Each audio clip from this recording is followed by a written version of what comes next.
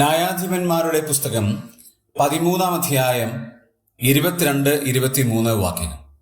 ദൈവത്തെ കണ്ടതുകൊണ്ട് നാം മരിച്ചു പോകുമെന്ന് മനോഹ ഭാര്യയോട് പറഞ്ഞു.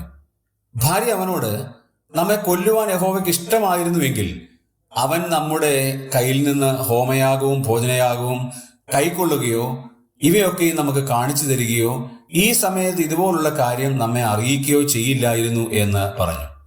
ഒരു ഉത്തമയായ ഭാര്യയുടെ കടമകൾ നിർവഹിക്കുന്ന ആളാണ് മനോഹയുടെ ഭാര്യ.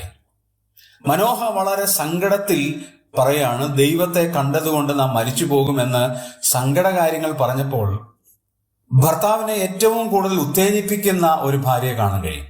അവൾ പറയുന്നത്, ദൈവം നമ്മെ കൊല്ലുവാനാണ് വന്നതെങ്കിൽ നമ്മുടെ ഈ ഹോമയാഗങ്ങൾ സ്വീകരിക്കുമോ?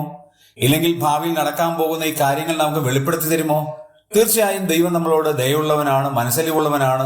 അതുകൊണ്ട് നാം മരിച്ചു പോകുകയില്ല എന്നുള്ള യാഥാർത്ഥ്യം മനോഹയെ ഓർപ്പിക്കുന്നത് കാണാൻ കഴിയും. ഏതൊരു കുടുംബത്തിലും മനോഹയുടെ ഭാര്യയുടെ സ്വഭാവമുള്ള ഭാര്യമാരുണ്ടെങ്കിൽ എത്ര അനുഗ്രഹമായിരിക്കും. പ്രതിബന്ധ ഘട്ടങ്ങളിൽ ഭർത്താവിന് പൂർണ്ണ പിന്തുണ നൽകുന്ന മനോഹയുടെ ഭാര്യയെ പോലുള്ള ആളുകൾ ഈ കാലഘട്ടത്തിൽ ഉള്ളതുകൊണ്ടാണ് കുടുംബങ്ങൾ നിലനിൽക്കുന്നത് എന്നുള്ള യാഥാർത്ഥ്യം നാം മറന്നുപോകാൻ പാടുള്ളതല്ല.